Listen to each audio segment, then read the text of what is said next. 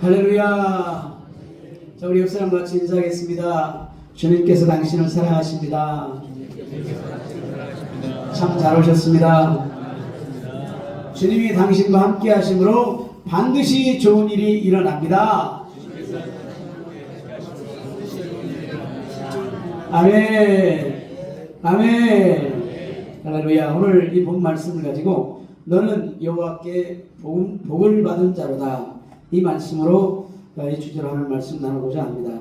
여러분, 저와 여러분은 이미 하나님으로부터 복을 받은 자들입니다. 믿으십니까? 지난주에 하나님의 은혜로 이 장자권 헤리티지 선교회 이영환 목사님을 모시고 3일간 부흥회를 가졌습니다. 정말 큰 은혜를 받았습니다. 저녁에 우리가 설교만 2시간을 듣는 것 요즘에 쉽지 않은 일인데, 정말 시간이 그냥 은혜를 받으니까 20분 30분 지나간 것 같은데 벌써 그냥 시간이 끝나버리고, 그렇게 막 차도 없는데 뭐 이렇게 많은 성도님들 오셔서 함께 은혜를 나누는 시간 가졌습니다. 지난 3일 동안 정말 큰 은혜가 있었습니다. 참석하지 못하신 분들이 계셔서 너무 아쉬움이 많았지만, 이번 부흥회를 통해서 교회와 가정과 일터에 하나님의 큰 축복과 은혜가 임한 줄 믿습니다. 이제 6월이 시작되었습니다. 이제 5월도 금방 지나가고 벌써 6월이 되었습니다. 6월 첫 주, 또 이렇게 첫 날인데, 이 귀한 날을 위해 성찬 예식을 통해서 또 하나님께 예배하고 예수님의 십자가의 보혈을 의지하며 나갈 수 있는 것, 큰 은혜인 것을 믿습니다. 이번 한 달도 주님께서 함께 하시고 인도하심을 기대합니다. 오늘 본문의 내용은 이것입니다. 이삭이 살던 때에 어느 흉년이 들어서 이삭이 블레셋 땅 그랄로 옮겼는데, 하나님께서 애굽으로 내려가지 말고 내가 너에게 지시하는 땅에 거주하라 해서 그 그랄에 그대로 지내게 됩니다. 그랄은 블레셋 영토에 속한 곳이었는데 그때 왕은 아비멜렉이었습니다. 그 아비멜렉이 이삭이 그랄에 거주하면서 농사를 짓는데 100배의 축복을 받게 되니까 그 땅 주민들이 이제 이삭을 시기해서 아비멜렉과 백성들이 이삭을 쫓아내버립니다. 그래서 이삭이 이제 평지에 평야에 거하지 못하고 산골짜기에 사는데 하나님이 그를 계속 축복하시고, 이제 아비멜렉은 그것을 보고 깨닫게 됩니다. 이 사람은 하나님이 복 주신 사람이구나. 그래서 아비멜렉과 그 친구와 군대 장관이 이삭에게 와서 말합니다. 여호와께서 너희와 함께 계심을 우리가 분명히 보았으니, 이 너희와 함께 계심을 분명히 보았으니 우리를 해하지 말라. 이제 너는 여호와께 복을 받은 자로다 하면서 이제 화친하자고 제안을 하는 장면입니다. 오늘 본문을 통해서 축복받는 삶을 살기 위해서 어떻게 살아야 하는지 우리 말씀을 통해서 살펴보겠습니다. 첫째는 순종이 축복입니다. 한번 따라서 해보겠습니다. 순종이 축복이다. 아멘. 축복받는 비결은 순종입니다. 하나님은 우리가 주님 곁으로 가기 전에 이미 아시고 우리를 인도하시는 분이십니다. 사실 우리가 지금까지 살아온 것은 전적인 하나님의 은혜입니다. 우리가 뭘 잘해서 잘 선택해서 운이 좋아서 다행스럽게 우연히 이런 삶이 아니라 하나님의 전적인 인도하심으로 우리가 여기까지 온 것을 믿으시기를 주님의 이름으로 축원합니다. 순복음 영락교회 오늘까지 여기까지 온 것은 하나님의 전적인 은혜인 것입니다. 흉년 중에 그랄 땅으로 옮겨서 지내면서 이제 이삭은 마음속으로 이렇게 생각했습니다. 이 그랄을 지나서 애굽으로 가야 되겠다. 그렇게 생각을 하고 계획을 짜고 있는데, 어느 날 하나님께서 이삭에게 나타나셔서 말씀하셨습니다. 애굽으로 내려가지 말고 내가 너에게 지시하는 땅에 거주하라. 그러면 네 아버지 아브라함에게 맹세한 것을 이루어 주리라. 이렇게 말씀하셨습니다. 그리고 하나님께서 이곳 그랄에 머물라고 하셨습니다. 그랄은 블레셋 땅이었습니다. 당시 블레셋 왕은 아비멜렉이었는데 전통적으로 이 블레셋은 이스라엘과 적국입니다. 사울 왕 시대에 블레셋의 장수 골리앗이 하나님을 모욕할 때 이 사울 왕과 이스라엘 백성들이 블레셋이 이 골리앗이 얼마나 두려웠던지 이 사울 왕을 비롯한 어떤 장수도 골리앗과 싸우려고 엄두를 내지 못했습니다. 그럴 때 하나님의 사람 이 어린 다윗이 물맷돌로 골리앗을 물리치고 위대한 승리를 이룬 그 이야기가 우리 성경의 이 삼척동자도 다 알듯이 그렇게 성경에 기록되어 있습니다. 이삭은 블레셋 땅에 거하면서 블레셋을 무서워했습니다. 왜냐하면 아내가 너무 예뻐서 블레셋 사람들이 자신을 죽이고 아내를 빼앗아 갈 것 같아서 무서웠습니다. 이삭의 아내는 리브가였습니다. 리브가는 양치는 여인이었습니다. 이 낙타를 기르고 양을 기르는 그런 여인이었습니다. 그래서 팔뚝 근육 장난이 아니었습니다. 손가락 마디는 굵디 굵고 손바닥은 가죽처럼 단단했습니다. 이 양들을 치는데 익숙한 몸매이기 때문에 이 허리가 잘록한 게 아니라 허리도 굵고 튼튼했습니다. 요즘 아름다운 여인의 기준과는 아주 먼 여인이었습니다. 그런데 그런 아내를 누가 데려가려고 자기를 죽일 것이라고 생각한 것은 큰 착각이고 오판이었습니다. 그렇게 착각이 두려움을 낳을 때가 많습니다. 자기가 잘난 줄 알고 착각해서 교만하기도 하고, 또 어떤 이들은 자기가 너무 못났다고 착각해서 자괴감에 빠져 살아가는 사람도 있습니다. 이삭은 자기 아내가 세상에서 제일 예쁜 여자라고 착각하고 살았습니다. 이런 착각쯤은 해도 괜찮은 착각인 것 같습니다. 그런데 그곳에서 이삭이 농사를 지었는데 대박이 터져버렸습니다. 100배의 축복을 받았습니다. 오늘 본문 26장 12절 말씀에 보면 100배나 되게 거두었다 이렇게 이야기를 하고 있습니다. 원래 이삭은 농사꾼이 아닙니다. 이삭은 유목민입니다. 농사 짓는 법을 잘 모르는 사람입니다. 양을 치라면 잘하지만 농사를 지으라면 그 뭐를 어떻게 심는지 물은 어떻게 되는지 아는 사람이 아닙니다. 이 농사를 지으라면 망치기 십상인 사람이었습니다. 그런데 이방 땅에서 농사를 지었는데 100배의 축복을 받았다는 것은 뭔가 이삭의 능력이 아닌 것을 짐작할 수 있는 것입니다. 이삭이 그렇게 축복을 받을 수 있었던 것은 하나님의 부르심에 순종했기 때문이었습니다. 하나님께서 이곳에 머물러 하셨기 때문에 그곳에 머물렀던 것이 축복의 원인이었습니다. 할렐루야. 이렇게 순종할 때 하나님의 축복이 임하는 것입니다.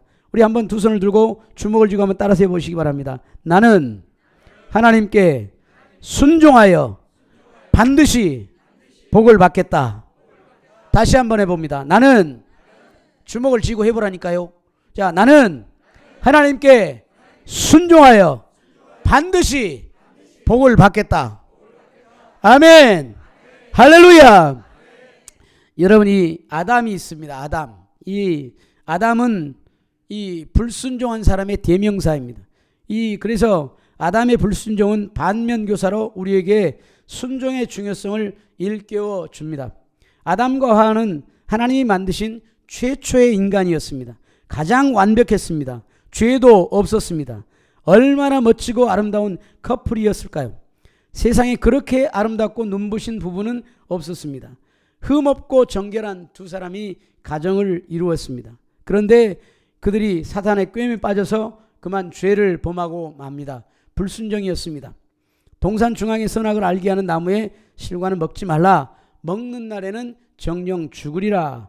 그런 경고도 외면한 채 아담과 하와는 사단의 꾀임에 빠져서 덜컥 선악을 알게 하는 나무의 실과를 먹어버렸습니다.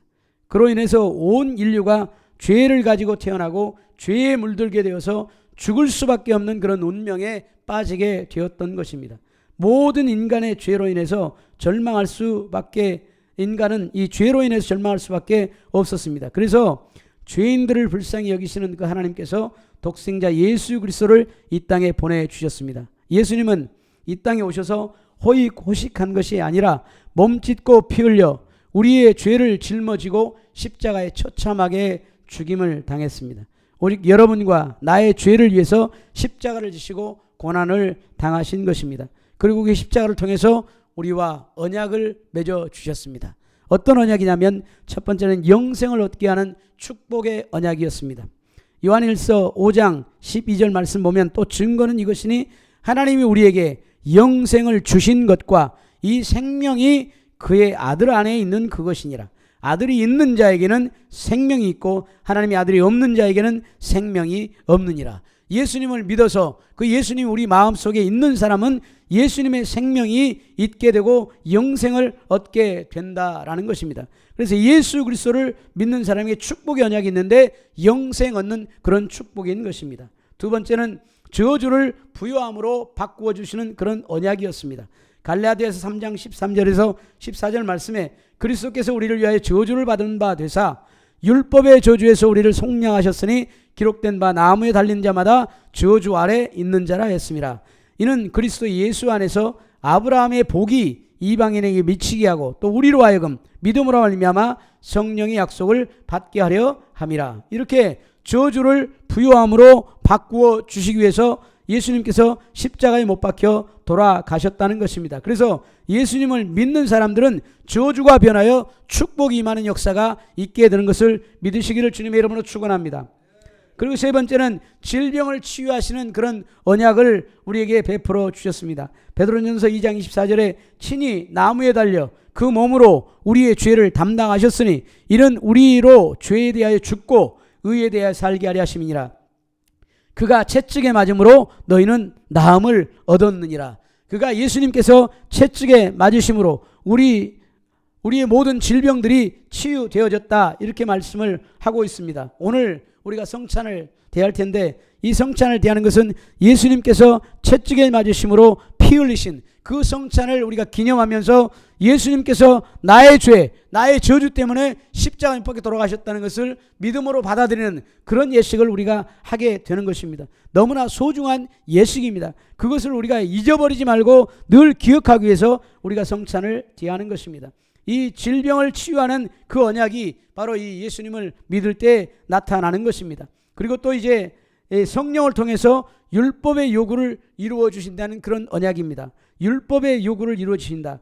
이 로마서 8장 1절에서 4절 말씀에 그러므로 이제 그리스도 예수 안에 있는 자에게는 결코 정죄함이 없나니 예수님을 믿으면 정죄함이 없다. 죄를 사함받고 용서함받는 그런 은혜가 있다는 것을 말씀합니다. 이는 그리스도 예수 안에 있는 생명의 성령의 법이 죄와 사망의 법에서 너를 해방하였습니다.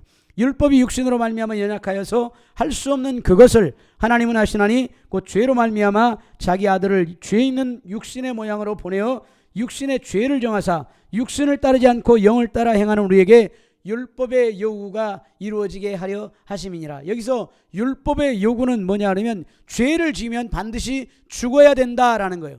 죄를 지은, 그래서 우리 모든 사람이 죄를 지었기 때문에 우리는 죽을 수밖에 없는 그런 자리에 있게 되었다라는 것입니다. 그런데 예수님께서 십자가에 못 박혀 돌아가심으로 그 율법이 요구하는 죽음, 그것을 예수님께서 대신 져 주시고 우리에게 영원한 생명을 허락하셨다는 이야기입니다. 그래서 성령을 통해서 율법의 요구를 이루시는 그런 언약을 주님께서 맺어 주셨습니다. 이렇게 십자가를 통해서 예비된 축복은 우리가 주님을 믿고 순종할 때 우리에게 나타나고 우리가 누릴 수 있게 되는 것입니다. 두 번째는 이 순종은 희생과 고난을 동반합니다. 순종은 그냥 순종이 아니고 반드시 희생과 고난이 따른다라는 것입니다. 순종은 내 뜻, 내 생각을 내려놓고 하나님의 생각을 받아들이는 것입니다. 내 뜻, 내 생각을 내려놓기가 쉬워요, 어려워요? 쉬워요, 어려워요? 어려워요, 쉬워요? 어렵기도 하고 쉽기도 하고. 우리가 주님 안에 완전히 들어가 있어 버리면, 주님을 완전히 신뢰하고 의지해 버리면 순종하는 것은 너무 쉬워요. 그런데 주님 밖에서 예수를 믿어도 그냥 왔다리 갔다리 성전 마당만 밟고 다니면 순종하기가 어려운 거예요. 순종하기가 너무 어려워요. 그리고 그것이 고난이라고 생각하고 고통이라고 생각되어지는 거예요. 그런데 예수님을 제대로 믿는 사람은 그냥 순종해버리기가 그렇게 쉬울 수밖에 없어요. 그러니까 우리가 주님 안에 온전히 들어가 있기를 주님의 이름으로 축원합니다. 여러분, 이삭에게 이제 이삭이 전혀 모르는 농사일을 하면서 100배의 축복을 받게 되었다. 이것은 블레셋인들이 볼 때는 정말 깜짝 놀랄만한 기적이에요. 그리고 또 이삭 자신도 정말 놀랄만한 일이에요. 내가 뭐 심을지도 모르고 그냥 이런 이 그냥 식물 심을 줄도 모르고 물은 언제 줘야 될지도 모르고 이 그냥 어느 철에 해야 될지도 모르고 모르는데 이 이삭이 대충 그냥 이 생각으로 이 곡물을 심고 그리고 모를 심고 벼를 심었는데 그런데 그냥 100배의 축복을 거두게 된 것입니다. 이게 기적인 거예요. 이 어느 이방인이 갑자기 자기네 땅에 들어오더니 그냥 농사를 짓는데 보니까 너무 서투른 거예요. 뭐 심을지도 모르고 그냥 뭐 이 곡물 심을지도 모르고 그냥 대충 심는 것 같은데 그런데 이제 이 농사를 거두는 거 보니까 100배의 축복을 받게 되는 그런 놀라운 일들이 있게 되는 거예요. 그 사람이 창대하고 왕성해서 마침내 거부가 되었다. 성경이 이렇게 기록하고 있어요. 그렇게 거부가 되는 것을 누가 보냐 그러면 이 아비멜렉이 보게 되는 것입니다. 그리고 그 백성들이 보게 되었어요. 양과 소가 떼를 이루고 종들이 심히 많아지니까 이 블레셋 사람들이 시기가 났어요. 그래서 시기가 시작되고 텃세가 시작되었습니다. 그리고 이제 아버지 아브라함의 종들이 판 우물을 막아버리고 흙으로 덮어버렸습니다. 그러니까 이제 아비멜렉이 이 이삭에게 또 이 얘기를 합니다. 네가 우리보다 크게 강성한즉 우리를 떠나라. 이제 막 100배의 축복을 받아보니까 시기가 나가지고 그냥 떠나라. 우리를 떠나라. 이렇게 얘기를 한 거예요. 그러니까 이삭이 두말하지 않고 그냥 그곳을 떠나서 이제 저 산골짜기에 장막을 치고 그곳에 거합니다. 그리고 그 골짜기에서 아브라함이 판 우물, 아버지가 판 그 우물을 다시 팝니다. 그러니까 샘물이 콸콸 쏟아지는데 이 샘물을 판 이유는 뭐냐 하면 아브라함이 죽은 후에 이 우물들을 블레셋 사람들이 다 막아버렸기 때문입니다. 이것을 보고 이제 그랄 사람들이 다시 이삭하고 또 다투어요. 그리고 뭐라 그러냐면 이 우물은 우리들의 것이다. 이제 이삭이 파니까 이거 우리 것이요. 그러면서 뺏어가 버리는 거예요. 그러니까 이삭이 그곳 이름을 에색이라 이렇게 이름을 지었습니다. 그리고 또 이삭이 다른 데로 또 가서 그냥 싸우지 않고 또 우물을 팝니다. 그러니까 또 쫓아와가지고 또 시비를 또 해요. 그래서 시비를 하고 싸우니까 이 이삭이 그곳 이름을 신나라 이름을 불렀습니다. 그리고 이삭이 또 한 번 말하지 않고 또 다른 곳으로 또 옮겨요. 또 옮겨서 이제 다른 곳으로 옮겨서 우물을 팝니다. 여러분 그냥 우리 같으면 화가 나가지고 그냥 대판 싸워버리고 나 여기 안 살아. 그리고 그냥 하나님이 약속이고 뭐고 그냥 가버릴 텐데 이 이삭은 그곳에 거하라 이렇게 주님께서 말씀하시니까 순종하면서 누가 뭐라 해도 그냥 고난이 닥쳐도 그냥 그곳 백성들이 시기하고 쫓아내도 그냥 그걸 돌아다니면서 그렇게 이제 우물을 파고 그곳을 거하는 것입니다. 그래서 이제 결국에는 우물을 그렇게 계속 파대니까 이 블레셋 사람들이 더 이상 싸움을 걸지 않습니다. 그래서 그 이름을 르호봇이라 이렇게 얘기를 했는데 그 뜻이 뭐냐 하면 이제는 여호와께서 우리를 위하여 넓게 하셨으니 이 땅에서 우리가 번성하리로다. 이렇게 이제 이 이삭이 선포를 하게 됩니다. 이렇게 하나님께 순종해서 갈 때에 어려움이 따르게 됩니다. 그러나 그 어려움은 이미 하나님께서 승리를 이루어 주신 그런 어려움인 것입니다. 그래서 우리에게 이런 어려움 속에 요구되는 것은 인내입니다. 믿음과 순종의 마음으로 살아갈 때 우리가 인내해야 되는 것입니다. 믿음과 순종의 마음으로 살아갈 때 반드시 우리에게 어려움이 닥치게 되어 있습니다. 그러나 그것은 우리에게 승리를 이미 예견해 놓은, 승리를 약속해 놓은, 보장해 놓은 그런 승리인 것입니다. 그래서 인내하면 되는 것입니다. 그럼 세종대왕이 한글을 만드시고 또 한글로 처음 써놓은 책이 뭐냐? 용비어천가입니다. 용비어천가. 이게 20장으로 되어 있는데 2장에 이런 글이 있습니다. 불이 깊은 남간 바람에 아니 밀새 꽃 좋고 여름 하나니 샘이 깊은 물은 가말에 아니 그칠새 내히 일어 발 아래 가나니. 무슨 말이냐면 뿌리 깊은 나무 바람이 흔들리지 아니하고 꽃 피우고 열매를 많이 맺고 샘이 깊은 물은 가뭄에도 끊이지 아니하므로 뇌를 이어서 바다로 흘러간다. 이런 말씀입니다.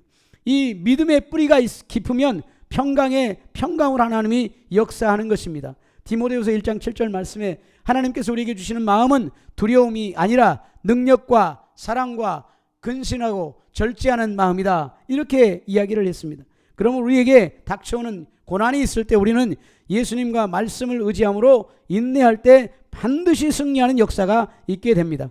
예수님은 이미 십자가에서 우리의 승리를 이미 예비해 두셨습니다.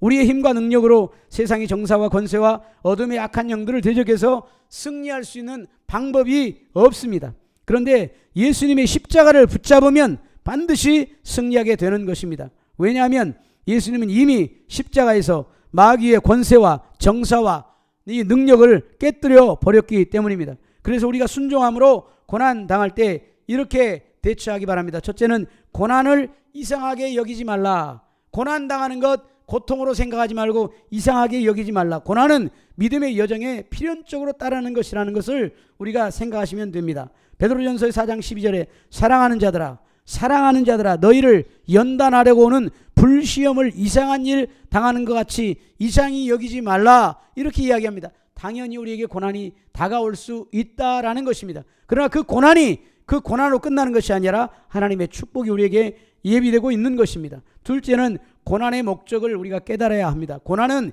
연단과 성장의 도구입니다. 고난이 없으면 성장이 없습니다. 야고보서 1장 3절에 너희 믿음의 시련이 인내를 만들어낸 줄 너희가 알미라. 여러분, 고난 당하고 싶어요? 안 당하고 싶어요? 고난 당하고 싶어요? 안 당하고 싶어요? 안 당하고 싶죠. 편하게 살고 싶죠. 근데 그러면 안 되는 거예요, 여러분. 반드시 고난이 닥쳐오게 돼 있어요. 예수 믿으면 고난이 있어요. 여러분, 핍박도 있어요. 그런데 여러분, 그 고난과 핍박이 오히려 우리에게 축복이 된다는 사실을 여러분 믿으시기를 주님의 이름으로 축원합니다. 그 고난이 우리에게 인내를 만들어 준다는 것입니다. 세 번째는 이 고난이 닥칠 때 감사의 마음을 유지해라. 감사해라는 것입니다. 고난 중에도 감사는 믿음의 표현인 것입니다. 데살로니가전서 5장 18절에 범사에 감사하라. 이것이 그리스도 예수 안에서 너희를 향하신 하나님의 뜻이니라. 감사하라는 겁니다. 고난 중에 감사합시다. 할렐루야. 옆 사람과 인사 한번 할까요? 고난 중에도 감사합시다. 아멘. 그리고 네 번째는 기도와 간구로 하나님께 나아가라는 것입니다. 고난은 하나님을 더욱 의지할 기회인 것입니다. 아무것도 염려하지 말고 오직 기도와 간구로 너희 구할 것을 감사함으로 하나님께 아뢰라. 그리하면 모든 지각이 뛰어난 하나님의 평강이 너희 마음과 생각을 지키시리라. 기도와 간구로. 여러분, 고난이 닥치면 우리가 세상으로 들어가든지 아니면 기도하든지 둘 중에 하나예요. 어떻게 하랍니까? 세상으로 그냥 하나님 기도해도 소용없네? 그러고 세상에 살 거예요? 아니면은 고난이 닥치니까 내가 주님을 더 의지해야 되겠다면서 주님 앞에 나와서 기도할 겁니까? 어떻게 하실 겁니까? 어떻게 하실래요? 할렐루야! 기도하는 사람 되시기를 주님의 이름으로 축원합니다. 다섯 번째는 여러분, 말씀 안에 머물라는 거예요. 고난이 닥칠 때 말씀 안에 머물라. 말씀은 고난 중에 우리의 길을 밝히는 빛이 되는 것입니다. 주의 말씀은 내 발의 등이요 내 길의 빛입니다. 그래서 우리 고난 당할 때 주님의 말씀을 붙잡고 살아가면 반드시 하나님께서는 우리에게 피할 길을 내시는 하나님이신 것입니다. 여섯 번째는 고난 당할 때 믿음의 선진들을 바라보아라. 우리 성경에서 우리 고난당한 믿음의 선진들이 너무 많이 기록되어 있습니다. 히브리서에는 우리 앞에 구름같이 둘러싼 허다한 증인들이 있으니, 구름같이 둘러싼 허다한 증인들 얼마나 많은지 셀 수 없이 많은 그런 우리의 믿음의 선진들이 있었다라는 것입니다. 믿음의 선진들이 그런 고난을 당했다는 거예요. 여러분들도 그런 고난을 당하고 그러면 그것을 인내로서 우리가 이겨나가면 우리의 후손들이 그걸 배우게 되는 거예요. 그래서 믿음으로 승리하는 법을 배우게 되는 것입니다. 우리의 삶에 그런 역사가 있기를 주님의 이름으로 축원합니다. 그리고 일곱 번째는 이 고난 뒤에 영광을 소망하라. 고난 뒤에는 반드시 그냥 고난으로 끝나는 것이 아니라 하나님의 축복이 있고 면류관이 있다라는 것입니다. 현재의 고난은 장차 우리가 누릴 영광과 좋게 비교할 수 없는 놀라운 하나님의 축복과 영광이 우리에게 있다라는 사실입니다. 그래서 여러분, 고난 당할 때 그 고난이 예수 그리스도 안에서 당하는 그 고난이 헛된 고난이 아니라는 것을 여러분 믿으시기를 주님의 이름으로 축원합니다. 욥은 고난을 통과하면서 이렇게 고백합니다. 나의 가는 길을 오직 그가 아시나니 그가 나를 단련하시는 내가 정금같이 나오리라. 고난당하면 내 자신을 살펴보고 고난당하면서 내 안에 있는 이 티끌들을 제거해내고 내 안에 있는 죄성들을 제거해내고 고난당하면서 내 안에 부정직한 것들을 제거해내고 정결하게 되어서 주님 앞에 나간다는 그런 말입니다. 여러분 고난 당할 때 그런 축복이 우리에게 있습니다. 고난은 나의 믿음을 정금같이 새롭게 하고, 고난은 장차 받을 영광에 대한 약속들을 더 크게 붙들게 하는 것입니다. 고난 끝에 낙이 온다, 그런 말도 있습니다. 예수님의 순종의 십자가, 고난이 없었다면 구원의 기쁨도 없었을 것입니다. 그러므로 우리가 고난 당할 때 불평하고 원망할 것이 아니라 오히려 고난을 통해서 나를 믿음의 사람으로 만들어 가시는 그 하나님의 은혜에 늘 감사하시기를 주님의 이름으로 축원합니다. 할렐루야. 한번 따라서 해보시기를 바랍니다. 자, 우리 주먹을 한번 불끈 쥐고 저를 한번 따라서 해보세요. 주님, 내가 순종함으로 고난 당할 때 십자가 은혜를 생각하며 감사하게 하옵소서. 다시 한번 해볼까요? 주님, 내가 순종함으로 고난 당할 때 십자가 은혜를 생각하며 감사하게 하옵소서. 할렐루야. 이렇게 우리가 고난 당할 때 감사하며 주님을 의지하고 나아가면 반드시 우리의 삶에 하나님의 축복이 나타나고 하나님의 살아계심이 나타나게 될 줄 믿습니다. 세 번째는, 그렇게 나아가면 대적들도 인정하는 하나님의 축복이 우리에게 나타난다는 것입니다. 순종함으로 하나님의 축복을 받는 사람은 아무도 막을 수가 없습니다. 하나님이 문을 여시면 닫을 자가 없고 닫으면 열 자가 없는 것입니다. 결국에는 우리의 대적들도 절대 하나님의 축복을 막을 수 없음을 인정하게 되는 날이 반드시 오게 되는 것입니다. 믿음의 사람이 순종함으로 받는 희생과 고난은 절대 헛되지 않습니다. 주님은 세상 사람들로 하여금 하나님이 그와 함께 하심을 똑똑히 보게 하시는 것입니다. 성경을 자세히 살펴보면 고난을 통과하지 않고 축복을 받은 사람이 아무도 없었습니다.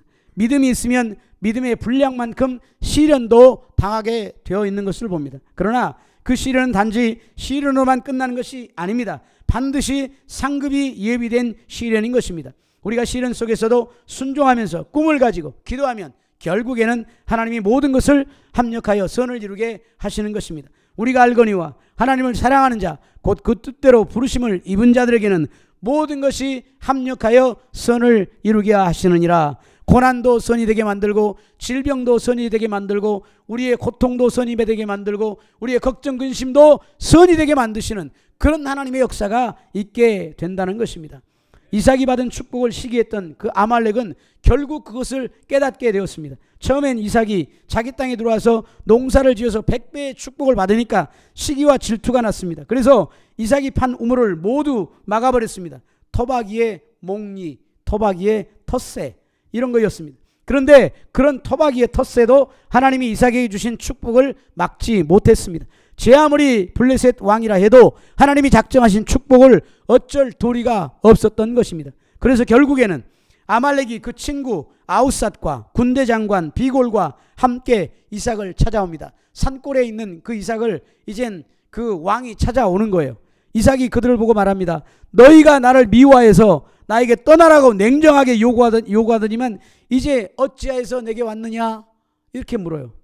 그러니까 이 이삭이 보니까 처음에는 되게 무서워했잖아요. 무서워하다가 지금 보는 이삭의 모습을 보면 너무나 당당한 거예요. 고난을 견디고 나면 이렇게 단단한 그런 사람이 되어지는 것입니다. 그러자 그들이 말합니다. 여호와께서 너와 함께 하심을 우리가 분명히 보았으므로 우리의 사이 곧 우리와 너 사이에 맹세하여 너와 계약을 맺고 싶어서 왔다. 이렇게 얘기해요. 너는 우리를 해하지 말라. 이는 우리가 너를 범하지 아니하고 선한 일만 내게 행하여 네가 평안히 가게 하였음이라. 평안히 가게 했어요? 쫓아냈죠. 못 살게 했잖아요. 막 우물 파면 막아버렸잖아요. 나쁜 짓만 해놓고서는 우리가 너희를 그냥 평안히 가게 했다. 이렇게 얘기해요. 거짓말. 이제 그런데 이렇게 얘기를 하는 거예요. 결국은 이제 너는 여호와께 복을 받은 자니라. 어쨌든 이 아말렉 이 아비멜렉 이 왕이 그렇게 얘기를 하는 거예요. 이제 너는 여호와께 복을 받은 자니라. 어쩔 수 없이 이 말을 할 수밖에 없는 그런 아말렉. 여러분 얼마나 자존심이 상했겠습니까? 그러나 아말렉은 그렇게 할 수밖에 없었어요. 왜냐하면 이삭과 등지게 되었다가는 유익할 것이 아무것도 없다는 것을 알게 된 것입니다. 이삭과 함께 손을 잡아야 하나님이 자기들과도 함께 하실 터이니 이제 이삭과 화친할 수밖에 없는 그런 상황이 되어버린 것입니다. 이런 일이 일어나기가 쉽지 않습니다. 그러나 믿음의 사람, 순종하면서 살아가는 사람들에게는 이런 일이 일상인 것입니다. 할렐루야. 우리의 삶에 이런 삶이, 이런 일들이 일상 가운데서 자주 매일매일 일어나게 되는 것입니다. 믿으십니까? 우리 삶에 그런 역사가 자주 일어나는 역사, 역전의 역사, 뒤집어지는 역사, 그런 역사가 우리 삶 가운데 주님을 믿는 사람들, 그리고 주님께 순종하는 사람들에게 그런 역사가 일어날 줄 믿습니다. 이삭이 순종함으로 여호와를 기쁘시게 하자 이런 놀라운 반전이 일어나게 되었습니다. 잠언서 16장 7절 말씀에 사람의 행위가 여호와를 기쁘시게 하면 그 사람의 원수라도 그와 더불어 화목하게 하시느니라. 할렐루야. 우리의 모습이, 우리의 삶이 주님께 순종하면서 그렇게 살아가면, 그래서 여호와를 기쁘시게 하면 그 사람의 원수라도, 우리를 대적하는 그 원수들도 우리에게 다가와서 우리에게 화친을 요구한다라는 이야기입니다. 여러분 다시 한번 우리 한번 따라서 해봅시다. 우리 주먹을 쥐고 한번 따라서 해보세요. 나는 이삭처럼 순종함으로 하나님을 기쁘시게 하는 삶을 살겠다. 나는 결단한다. 하나님을 기쁘시게 하는 삶을 살겠다. 그러시기를 결단하십니까? 결단하십니까? 아멘. 이렇듯 이삭이 순종함으로 받았던 축복이 저와 여러분의 삶에 순종함으로 날마다 이루어지기를 주님의 이름으로 축원합니다. 결론으로 말씀을 드리겠습니다. 이삭은 순종할 때 인생 대박이 터져서 100배나 축복을 받았고 또 고난을 겸하여 받았지만 결국엔 대적인 아말렉도 이삭과 화친하게 되는 그런 은혜와 축복이 있었습니다. 우리도 하나님의 예비하신 축복을 누리기 위해서는 하나님을 기쁘시게 할 무엇인가, 하나님을 기쁘시게 할 일이 무엇인가를 늘 생각해보고 결단하는 신앙 갖게 되기를 주님의 이름으로 축원합니다. 오늘 시간 같이 한번 기도하겠습니다. 이젠 우리가 성찬을 대하는 시간입니다. 예수님의 십자가의 보혈을 생각하며 성찬을 대하는데, 성찬을 대할 때 혹시 아직 나는 이 성찬을 대할 만한 그런 믿음이 안 된다, 그러면 성찬, 이 떡과 잔을 받지 않으셔도 됩니다. 이 떡과 잔은 예수님의 흘리신 보혈, 그리고 예수님 찢기신 몸을 상징하는 그런 이 성찬입니다. 이 성찬을 통해서 예수님께서 우리를 위해서 그렇게 고난당하신 것을 잊지 말고 기억하도록 늘 우리에게 성찬을 기념하라, 이렇게 얘기를 하셨습니다. 그래서 우리가 그 성찬을 기념하는 것입니다. 오늘 6월 한 달이 그렇게 성찬을 통해서 예수님의 십자가의 그 보혈과 은혜를 통해서 승리하는 한 달, 축복받는 한 달, 치유되고 회복되는 한 달 되기를 간절히 소망합니다. 그런 소망을 가지고 우리 같이 한번 하나님께 기도하겠습니다. 할렐루야, 할렐루야. 좋으신 아버지 하나님, 주님 은혜의 사랑을 감사합니다. 오늘 시간 아버지 하나님, 주님께서 우리에게